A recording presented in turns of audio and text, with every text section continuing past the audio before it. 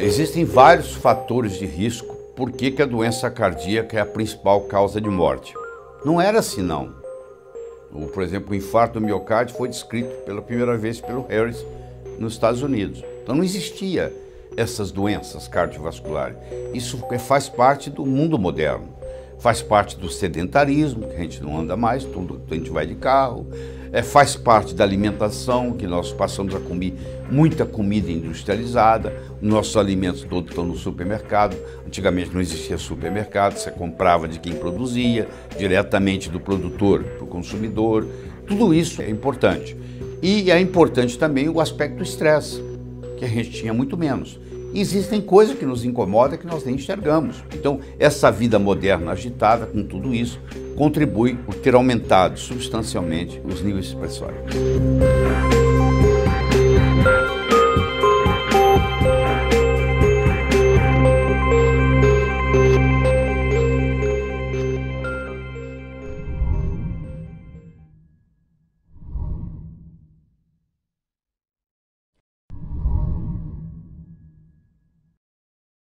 Pois é, muitas vezes a hipertensão não é uma doença propriamente dita. A hipertensão é um estado. Porque se eu tiver uma causa específica, por exemplo, deficiência de magnésio, e eu faço a suplementação com magnésio, se era isso que estava causando a hipertensão, aquilo era apenas um estado. Então existem várias causas específicas para uma pressão se elevar. E quando não participa de nenhuma dessas causas, a gente chama de hipertensão essencial. Mas quando nós temos uma causa, nós chamamos de hipertensão secundária. Então eu vou dar um exemplo. Hipotiroidismo. A pessoa que tem hipotiroidismo, que é muito comum cada vez mais na população, ela começa a produzir nas artérias uma coisa chamada mucina. E essa mucina, ela vai como que entupindo os vasos. E ela vai aumentando a resistência periférica. Então o coração tem que aumentar a pressão para jogar o sangue lá na frente, porque o caminho ficou mais difícil. Então se eu pego um paciente desse e encontro que ele está com os níveis pressóricos elevados, e eu baixo a pressão dele, apesar de eu estar normalizando os números, no frigir dos ovos eu estou prejudicando ele, porque agora ele não tem essa perfusão periférica do sangue chegando lá. Nesse caso, se eu trato o hipotiroidismo, era apenas um estado, a hipertensão vai embora. Isso pode acontecer com resistência insulínica, é o paciente diabético, que tem muita insulina, primeiro começa com muita insulina, a insulina retém sódio, o sódio retém água e sódio aumenta o volume de sangue aumenta, multiplicado pela resistência, vai aumentar o débito cardíaco, vai aumentar a pressão. É outro caso. É uma deficiência de vitamina D3. Então tem gente, por exemplo, que toma sol, a pressão melhora. Por que a pressão melhora?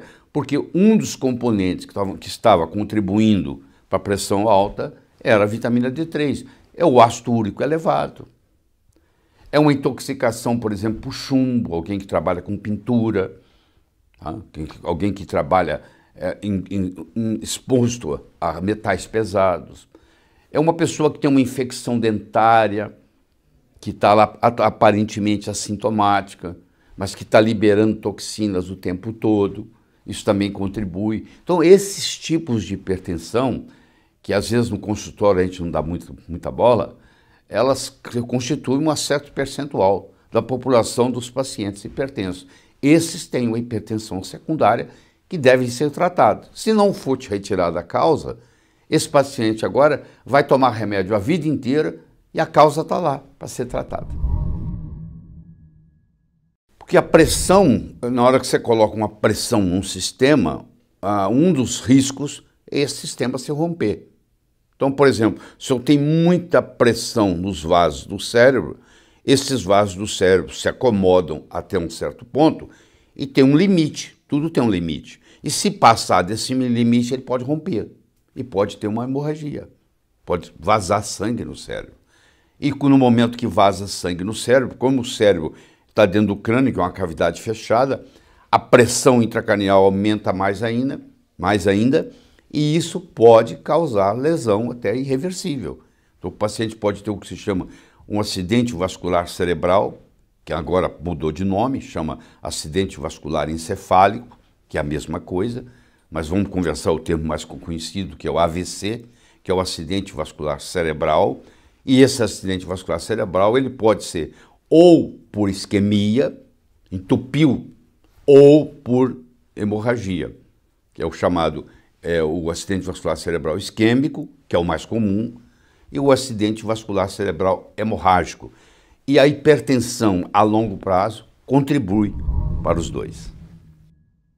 Os estudos mostram que pessoas que têm pressão arterial elevada e são tratadas, eles podem diminuir até em 40% a incidência de complicações. Isso é interessante saber. Mas eu também tenho que tomar cuidado, porque às vezes eu estou tão preocupado com o número que eu esqueço as consequências. Eu dependo muito do remédio que eu esteja usando. E, infelizmente, os remédios usados para tratar a hipertensão, eles são usados mais ou menos aleatoriamente. A maioria dos médicos vai testar para ver como é que funciona. E existem 3 mecanismos básicos para uma pressão subir. E eu tenho que saber qual o mecanismo que está funcionando no paciente que está na minha frente para eu dar para esse paciente a medicação adequada para ele. Então, por exemplo, eu tenho hipertenso que é hipertenso por um aumento de volume do sangue devido a um problema de sódio ou a um problema de excesso de cálcio. Esse vai exigir um tipo de medicamento.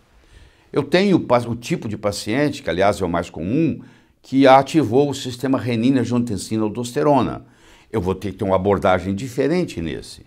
E eu tenho um tipo de hipertensão que é menos comum do que a renina-angiotensina-aldosterona e menos comum do que a sódio-cálcio-volume, mas ela existe, 15% dos hipertensos estão nessa categoria, que é a chamada hipertensão neurogênica, que é a hipertensão emocional, que a pessoa tem uma notícia e fica com a pressão alta. E se classifica como uma estimulação do sistema simpático. Então eu posso ter um paciente que está com a pressão alta pela estimulação do sistema simpático, eu posso ter um paciente que está com pressão alta porque aumentou o volume sanguíneo, retenção de sódio, de água, eu posso ter um paciente que está hipertenso porque ativou o sistema renina-angiotensina-aldosterona. Se eu não levo isso em consideração no meu diagnóstico de que tipo de pressão esse paciente tem, eu posso estar dando para um paciente o medicamento errado. Então, por exemplo, eu vou dar um diurético para uma pessoa que tem renina-angiotensina-aldosterona. O diurético vai estimular a renina. Então, na realidade, eu estou até piorando o quadro. Então, não existe um remédio que vai funcionar em todas as pressões altas. Eu tenho que primeiro caracterizar o tipo que é, para depois eu fazer a aplicação. Então, isso é muito importante. Por isso que, na prática, você vai ver que, infelizmente, nem todo paciente com pressão alta está sendo tratado, porque a hipertensão é uma doença silenciosa, e, infelizmente, aqueles que estão sendo tratados, pelo menos nos Estados Unidos, no Brasil pode ser até pior, 35% a pressão não está controlada adequadamente. Então, apesar de estar recebendo os remédios, na realidade não está funcionando, porque a pressão ainda não foi normalizada de acordo com os critérios. Eu oriento esse paciente a conversar com o médico que está cuidando e levantar a hipótese de talvez essa hipertensão seja secundária a um hipotiroidismo, a uma deficiência de magnésio, a uma deficiência de vitamina D3, a uma elevação do ácido úrico, a um metal tóxico que está incomodando, a uma infecção dentária, porque se não está conseguindo controlar, ou até mesmo pode ser que o remédio está inadequado. O paciente tem um tipo de hipertensão e o remédio que está sendo usado é para outro tipo de hipertensão. Então, por isso que é importante nós classificarmos a hipertensão quanto ao mecanismo de ação em 3 tipos. A volume dependente, a renina-angiotensina-aldosterona dependente e ao sistema nervoso simpático dependente. Esse é um trio. E cada um desses vai ter um remédio de preferência.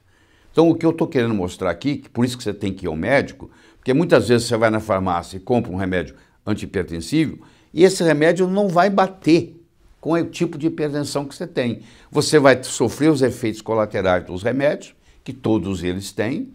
Se você está duvidando de mim, eu quero que você olhe a bula, porque por lei é obrigado a ser colocado na bula o que o remédio pode fazer. Eu acho que você hoje, com a internet, com todo o conhecimento que existe, você tem que estar a par de tudo isso, porque a saúde é sua, a doença é sua, e você tem que ser o mais responsável pela sua saúde do que o médico. Você não pode entregar isso, delegar isso para ninguém. Você é responsável pela sua saúde. O médico vai te orientar o que você pode fazer, o que você não pode fazer, mas no final das contas é você que tem que cuidar de você. Então você tem que tomar cuidado, a automedicação aqui não se aplica. Tem muita gente que vai na farmácia, compra um remédio antihipertensivo que não tem nada a ver com o tipo de hipertensão que ele tem e as consequências podem ser drásticas. Pode ter um acidente vascular cerebral, pode nunca mais andar, pode nunca mais falar, porque fez a coisa errada. Geralmente o vegetal, quanto mais verde, mais escuro verde, significa que tem mais clorofila. Se tem mais clorofila, tem mais magnésio. Um que se destaca é o espinafre. O papai estava certo. O espinafre é um dos alimentos muito rico em magnésio. A couve nossa aqui brasileira, tem magnésio, mas sem dúvida o que tem mais magnésio dos alimentos todos é o cacau. E um jeito de você ingerir o cacau é você ingerir o chocolate amargo, 80% a 85%, onde ele praticamente não tem açúcar e não tem composições outras, como é o caso do leite. Por exemplo, se você pudesse ingerir água do mar, que hoje existe um processo para isso, claro que você tem que tomar cuidado onde você tira essa água, e não é tomar água pura do mar, é 1:4, você tem que pegar 1 do mar e 3 da água doce e fazer um composto. Existem lugares no mundo, por exemplo, na Costa Rica, onde o tratamento desse tipo é usado até no próprio SUS de lá, né? Isso é usado no serviço médico, fazer isso. Então, se você procurar na literatura, você vai ver que existe muito estudo utilizando a água do mar por causa da composição dela, que é nós, lá atrás, filogeneticamente, saímos do mar. Saímos para a Terra, quer dizer, não saímos desse jeito, vai o processo evolutivo. Então, o nosso sangue é muito parecido com a água do mar, em termos de concentração iônica. Então, um jeito de você buscar esse equilíbrio também é via isso. Claro que você tem que trazer a água, tem que ferver, tem que fazer tudo isso para poder usá-la. E também você não usa ela do jeito que ela está. Você tem que diluir 1:4, mas ela vai ser rica em magnésio. O peixe que você come, que vem do mar, ele tem 3 vezes mais magnésio do que o peixe de água doce. Aliás, o peixe de água doce no Brasil, você tem que tomar muito cuidado, porque muitos rios, eu não vou dizer que todos, mas a grande maioria, está contaminado. Então, em geral, o peixe de água doce está contaminado e tem pouco magnésio. Enquanto que o peixe da água salgada está muito menos contaminado, porque o oceano é muito grande, há uma diluição do processo e é muito rico em magnésio. Então chega a ser 3, 4 vezes mais magnésio por 100 gramas no peixe do mar do que no peixe da água doce. O cloreto de sódio, que é o sal que você tem na mesa, é altamente prejudicial. E 30% dos pacientes hipertensos são sensíveis a esse cloreto de sódio. O sal integral já é uma história diferente. Você vai ter casos onde o paciente é hipertenso, fazendo uso de cloreto de sódio de mesa, sal de mesa, e quando a gente passa ele para o sal integral, eu nem vou falar não para dizer que eu estou fazendo alguma propaganda aqui, passar para o sal integral, que tem os 84 minerais, às vezes a pressão até baixa, até reduz. Porque, por exemplo, no sal integral você vai ter potássio, no sal integral você vai ter magnésio, que aliás tinha. Só que no processo de refinamento do sal, isso foi eliminado e os solventes usados para tirar esses outros minerais têm resíduos ali que são prejudiciais. Existem inúmeros modos de você fazer uso de magnésio, a suplementação de magnésio. Você pode fazer na forma de sal. que é o cloreto de magnésio, o sulfato de magnésio e assim por diante. Você pode fazer na forma do quelado. O que é o quelado ou quelato? Os dois nomes estão certos. É o magnésio que está ligado a um aminoácido. Por exemplo, você pega o aminoácido glicina, você liga o magnésio ou glicina, essa agora facilita a absorção e facilita levar lá para dentro da célula. Hoje tem tantas variedades de magnésio que você pode escolher. Por exemplo, você quer dar magnésio mais o foco é mais o coração. Você vai dar um magnésio chamado magnésio de malato. Você quer dar o magnésio, mas o foco é mais o cérebro. Você vai dar o magnésio trionato. Então hoje você pode escolher que tipo de magnésio. Claro que um cloreto de magnésio é muito mais barato do que um magnésio glicina ou que um magnésio trionato. Então vai depender muito das condições financeiras da pessoa que vai tomar.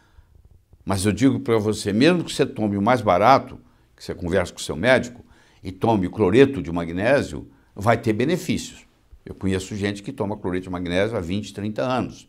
Eles vão na farmácia, compram o cloreto de magnésio na forma de sachê, colocam... Tem todo um processo. Conversa com o seu médico, que ele vai lhe orientar como fazer isso.